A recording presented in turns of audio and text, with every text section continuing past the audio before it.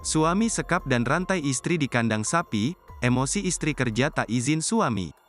Toheri, seorang suami di Jember, Jawa Timur, menganiaya hingga menyekap istrinya di kandang sapi. Korban bernama Supiati ini disekap sang suami dengan kedua tangan diikat tali dan rantai di kandang sapi yang terletak di Dusun Kerajaan, Desa Glunedengan, Kecamatan Wuluhan. Dari penganiayaan dan penyekapan itu, Supiati mengalami luka lebam di sekujur tubuhnya karena dipukul menggunakan kayu. Kapolsek Wuluhan AKP Solehan Arif menjelaskan, penganiayaan itu bermula saat korban berangkat ke Medan, Sumatera Utara, pada tanggal 23 Desember tahun 2023. Korban ke sana bekerja sebagai pembantu rumah tangga tanpa pamit ke suaminya, kata AKP Solehan Arif, Jumat, tanggal 8 Maret tahun 2024.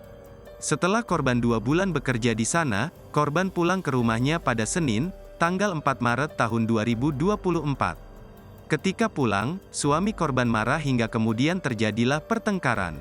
Setelah itu, sang suami langsung naik pitam dan menganiaya korban hingga babak belur. Selain itu, korban juga disekap oleh suaminya di kandang sapi yang kosong pada Kamis, tanggal 7 Maret tahun 2024. Tangannya diikat menggunakan tali dan rantai di tiang dalam kandang. Tujuannya agar korban tidak kabur. Tapi beruntung, sekitar pukul 21 malam, korban dapat melepas tali yang mengikatnya kemudian melarikan diri, jelas AKP Solehan Arif. Setelah berhasil kabur, korban ditemukan oleh warga lalu diselamatkan. Warga sekitar mendengar suara perempuan minta tolong dari arah gudang di wilayah setempat. Saat didatangi, ternyata sudah ada korban, jelas dia. Setelah itu, warga melaporkan kasus tersebut ke Polsek Wuluhan.